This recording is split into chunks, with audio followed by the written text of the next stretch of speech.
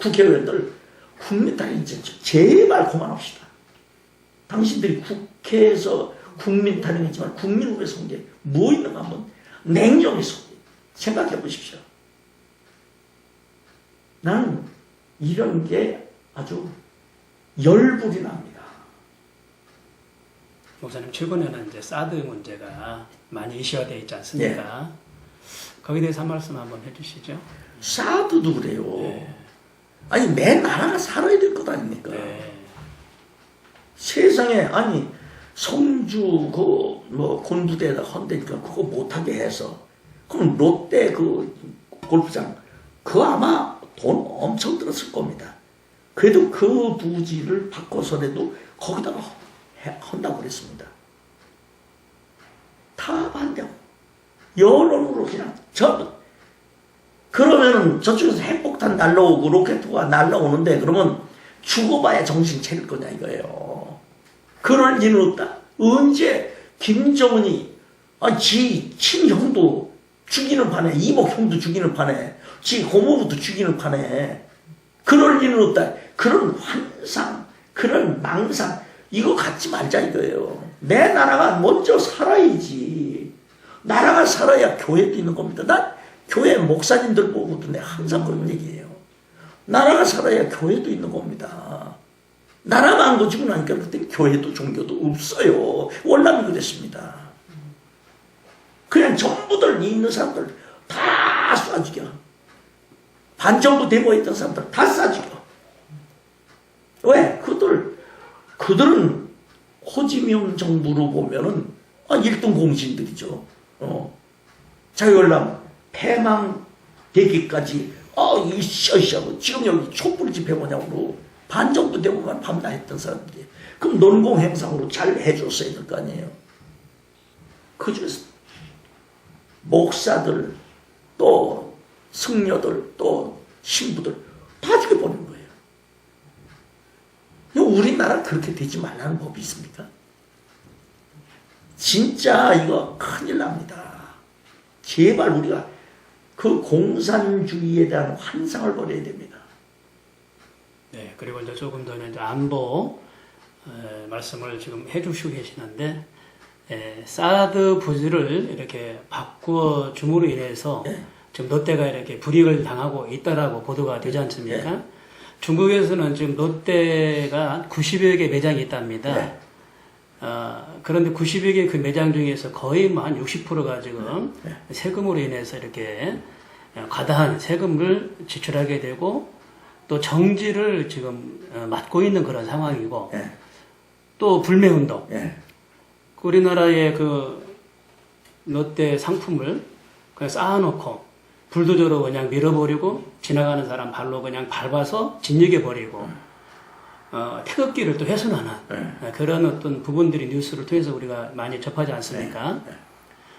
그러면 이 경제 면에서도 우리가 지금 참 불이익을 여러모로 당하잖아요. 와야 될 어떤 그 관광 여행 그 배도 안 오고 여행객 비행기도 안 오고 그럼 우리가 지금 여기에 대해서 지금 외교적으로 잘 대응을 해야 되는데 지금 대응을 지금 전혀 안 하고 있는 걸로 지금 뉴스를 통해서 알고 있는데요. 우리나라 잘하는 게 맞습니다. 핸드폰 안에 그 칩만 우리가 제공 안 해줘도 그 중국에서 핸드폰 판매를 못 합니다. 사실 핸드폰 그 반도체 기술은 우리가 꽉 잡고 있습니다. 그런 부분에서도 우리가 좀 지원을 안 해주면 되는 거 아닌가.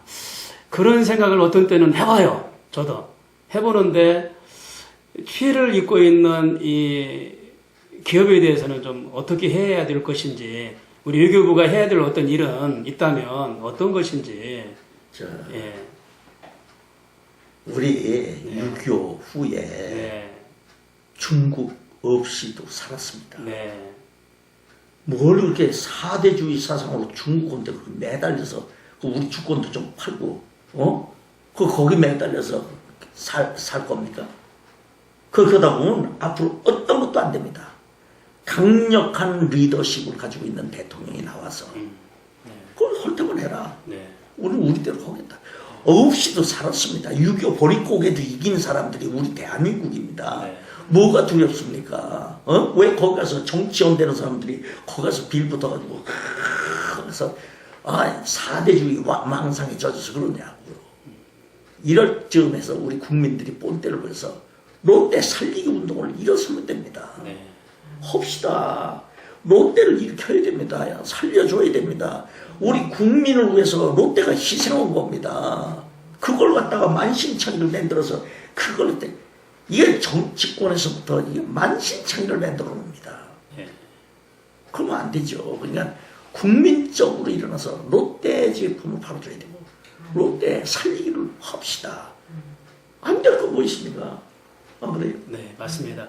지금 뭐 짧은 기간이지만 한 15조 이상을 손해를 보고 있다고 지금 그렇게 통계가 나오고 있거든요. 큰 액수인데 더는 미뤄서는 안 될 그런 사안으로 봅니다. 앞으로 네. 더 150조 손해를 났지 누가 합니까? 네, 그럼 우리 계속 코 끌려서 코 끼어가지고 질질 끄는 대로 끌려갈 겁니다. 네. 우리도 우리만이 가지고 있는 자산이 있습니다. 네, 기술력이랄지 네, 우리만이 가지고 있는 거 있습니다. 네, 딱 움켜쥐고 우리도 네. 똑같이 하면 우리만 손해 보는 게 아니라 저들도 손해 납니다. 네.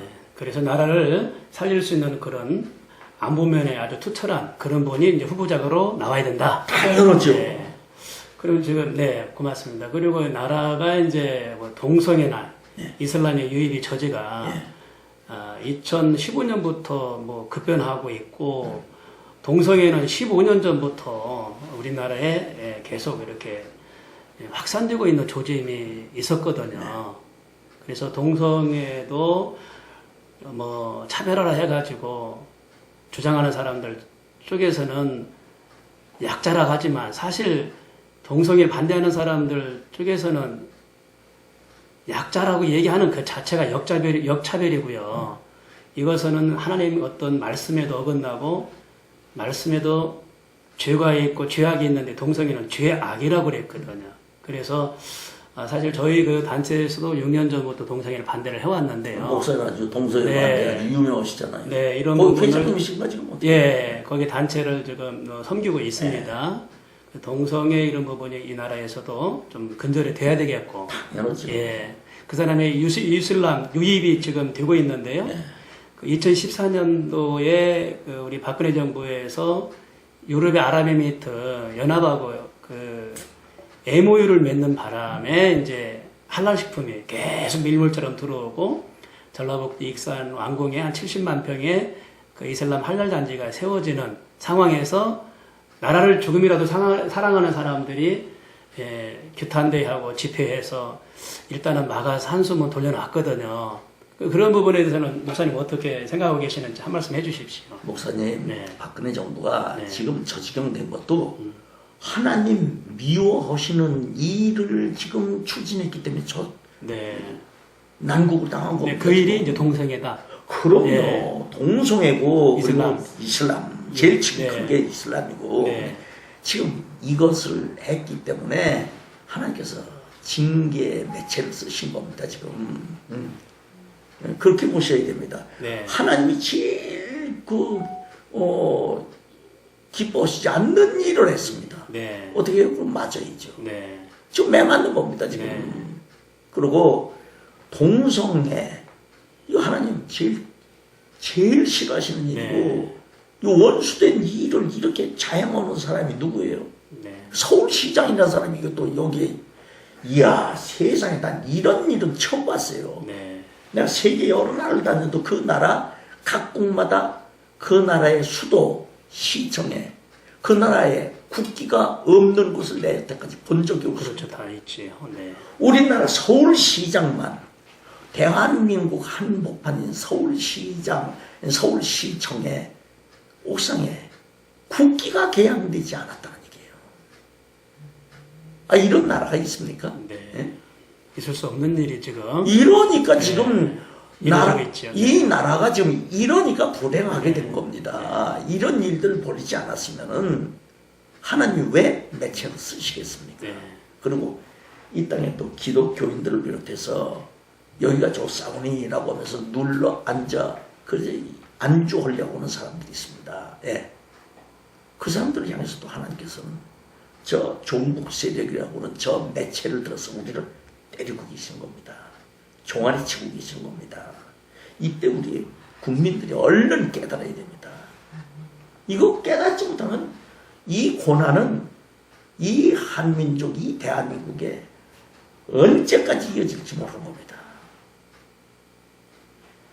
얼른 모여서 미스와 광장에 모여서 하나님께 회개했던 그 이스라엘 백성들처럼 우리 국민적으로 회개운동이 일어나야 돼요. 네. 이젠 태극기를 든 채로 회개운동이 일어나야 됩니다. 네. 회개가 안 일어나면 결코 이 민족에 소망이 없습니다. 예. 나는 태극기 드는 보수 목사로만이 점지키는 그런 인정받는 그것보다도 미스바 광장에 나와서 기도했던 그 이스라엘 백성들처럼 네. 기도운동을 벌리는 우리 대한민국 네. 이렇게 되기를 소망합니다. 네. 그러니까 지금은 이제 교회가 회개 기도 운동을 해야 될 때다. 당연합니다. 지금 네. 지금 교계도 종북 좌파를 선호하는 네. 주의 종들이 없나 그쪽 방향으로 가는 교회가 없나 지금 이게 있을 수가 없는 일이에요. 하나님의 원수된 일만 골라서 하는 사람들이 있습니다. 이거 어떻게 생각하십니까? 우리가 회개해야 됩니다. 네. 그래, 기독교뿐만 아니라 이제 천주교도, 불교도, 원불교도 네. 침묵하지 말고 이런 부분에서는 좀 깨어나야 된다. 예. 그래서 각자 해야 될 일을 해야 되는데 어떤 회개 운동을 해야 된다라는 말씀이시고요. 네. 네. 그러면 이제 목사님께서 앞으로 하실 일이 있다면 나라와 민족을 위해서 이 한 몸을 던질 그런 각오가 돼 있는 걸로 제가 느낌이 오는데요. 저는 항상 그렇습니다. 예, 정말 앞으로 목사님께서 쓰임 받았으면 좋겠다. 이런 방향에서 쓰임 받았으면 좋겠다라는 어떤 바람이 있으신지요? 예.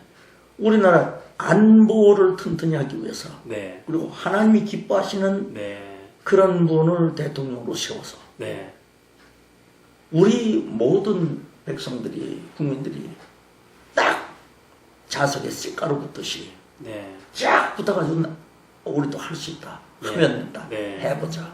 왜 안 되냐? 더 잘 된다. 다 잘 된다. 이런 정신으로 나가면 아니 새마을 운동을 일으켜서 우리가 보릿고개도 없앤 사람들인데 네, 그 형편없는 세계 제일 꼴찌에서 두 번째 가는 나라 그 대한민국이 어느덧 하나님이 인도하시는 이 은혜로 말미암아 우리 대한민국이 세계 10대 강국까지 들어있었습니다. 네, 맞습니다. 그리고 전자제품은 세계 최고의 네, 국가입니다. 맞습니다. 이 국가를 전부 다 해체해가지고 재벌도 전부 다 해체하고 네, 똑같이 잘 사는 나라? 그런 나라는 없습니다. 네, 열심으로 일하는 사람은 잘 살게 되어 있습니다. 네, 해보자고요. 그 대신에 그 속에 이 땅에 정말로 정의가 그리고 공의가 네, 강같이 흐르는 그런 나라가 되어서 법치주의로 나가는 국가가 됐을 때 네, 세계 어느 나라 민족 가운데 우리 대한민국으로 당할 수 있는 나라가 있는가 한번 보세요. 네, 맞습니다. 우리 아무것도 없는 가운데서도 일궈낸 네. 민족입니다. 네. 대기업이 그래도 그래도 일자리 만들어내고 대기업이 그래도 나라 살리지 않습니까? 나는 아주 이런 거 예. 속상해요. 예. 삼성이라고 하는 나라가 우리나라 무려 20%를 매겨 살립니다. 네, 맞습니다. 예. 그럼 이 엄청난 삼성이라는 이 그룹 여기는 세계에서도 몇 장 안 가는 정말로 최고의 회사입니다. 여기 이 회장을 갖다가 네. 구속해가지고 네. 삼성에 발을 묶어서 그래서 삼성을 해체해서 그게 수십 조인지 수백 조인지 모르지만 네. 그 재산을 전부 다 분배해서 공통으로 잘 먹고 살게 하려고 해체 작업으로 들어갑니까? 절대로 그래서 나라 망합니다. 네.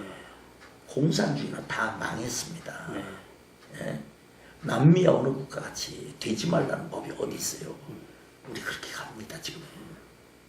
이거 정신 바짝 차려야지 대한민국 국민들을 어떻게 하려고 그래요? 지금 당장 이제 대기업에 대한 어떤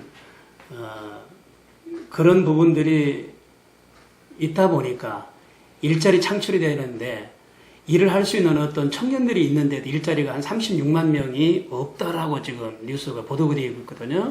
그 대기업에서는 많은 일자리를 만들어야 청년들이 일을 할 수가 있는데 대기업을 계속 때리고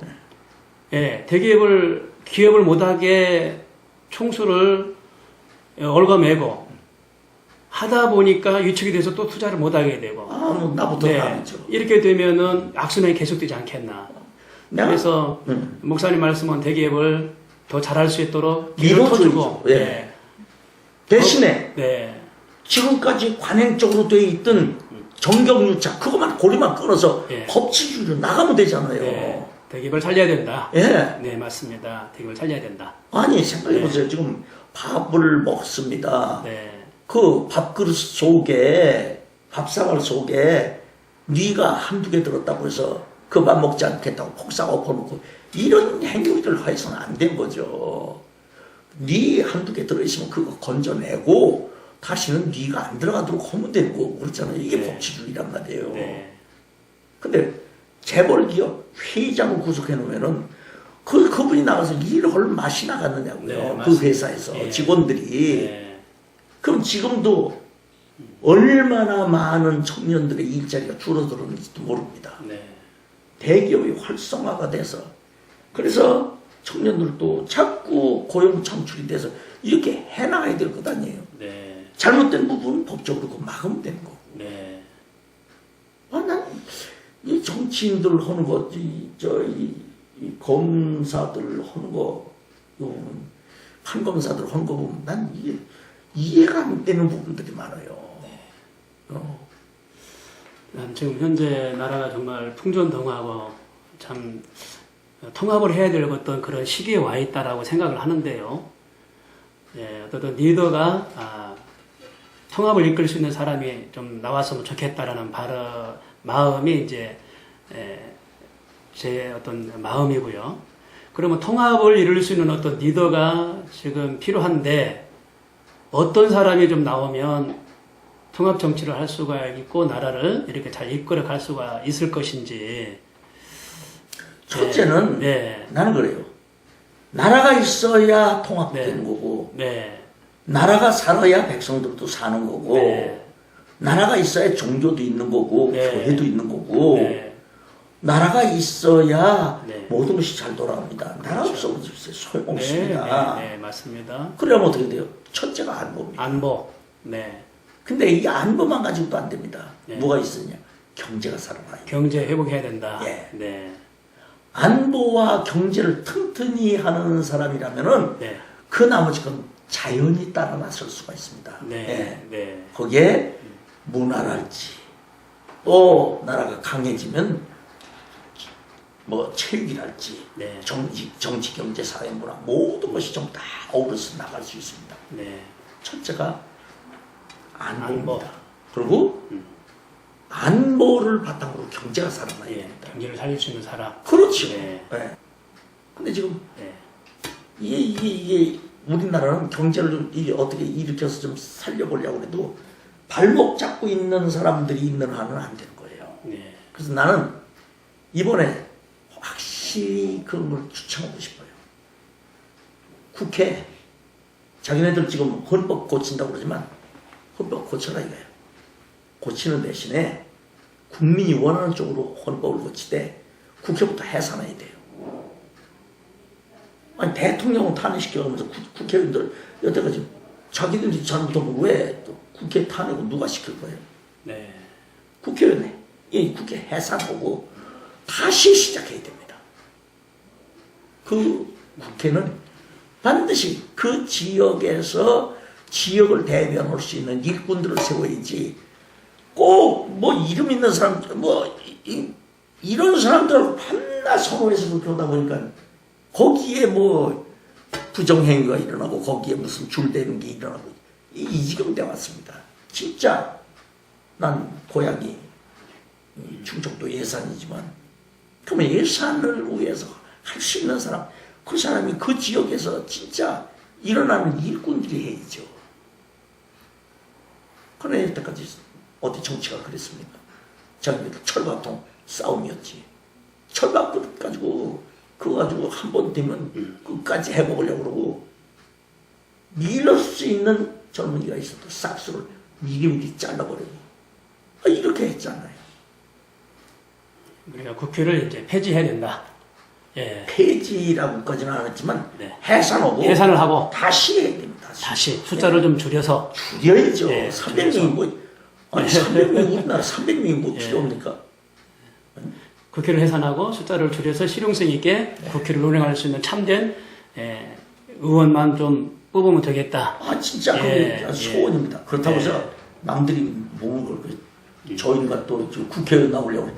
나는 국회의원 줘도 못할 사람이고 못합니다. 나는 그런 뜻이 아니라 탄기국 그 행사에 보니까 야, 그 젊은 사람들 나와서 말을 하는데 정확하고 사회를 볼 줄 아는 눈이 아주 해안이 열려 있더라고요. 그리고 그 사람들 많고 똑똑한 사람들 많이 있습니다. 그런 사람들을 잘 키워서 보수 국회의원으로 얼마든지 크게 쓸 수 있는 사람이 있습니다.